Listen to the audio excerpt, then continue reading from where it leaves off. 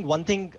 I'd say is that whichever way the election goes, I'd still be negative on the dollar. I think it's the quality of that negativity, the scale of that negativity, which obviously will vary depending upon what the outcome is. And I think it's important to appreciate that this time around in particular, as far as the US elections go, we are not just talking about the dimension of who wins the presidency, but very importantly also one, of course, whether that is accompanied by a split Congress or a unified Congress, and more importantly, the time dimension, if you might, as to the fact that whether we would in fact know results early on, or will we have to first endure a period of volatility and uncertainty as a lot of the mail-in votes get counted before we actually get to know this. So I think multiple elements of uncertainty there, but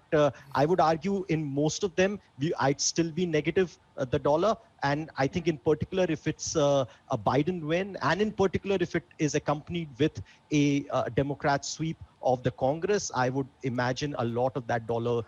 weakness comes through versus emerging market currencies in particular. Okay, so yes, multiple scenarios to play with, but break it down for us in terms of how you would go about managing that volatility. If you were to look at shorting the dollar or selling the dollar, then what would you buy in emerging markets to counter that bet? So again, I think there could be, and I would imagine there would be a little bit of a difference in terms of quality of whether we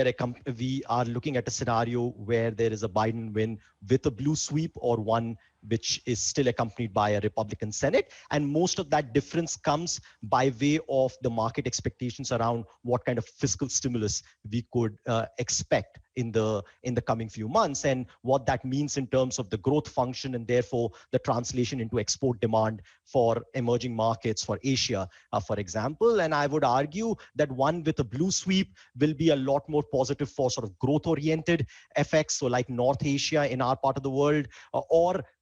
an alternative one where it is more accompanied by a split Congress and therefore more diluted expectations of a stimulus, I would think probably will favor still to some extent growth effects, but maybe a little bit more carry effects, because what that would also then imply is a Fed which will largely stay very accommodative for a prolonged period of time. Now, it's the scenario of a second term for President Trump, which I guess you could argue is maybe the least negative for the dollar. But even in that instance, I would say the policy mix overall is fairly negative for the dollar. And except for maybe a knee-jerk reaction there in terms of, for example, dollar Asia acts as higher on dollar China and dollar North Asia, I would still think in the medium term, we land up with a scenario where the markets will again have to conceive the probability of more fiscal support to the US economy, and the overall policy mix for the dollar, whether it is by way of fiscal and monetary,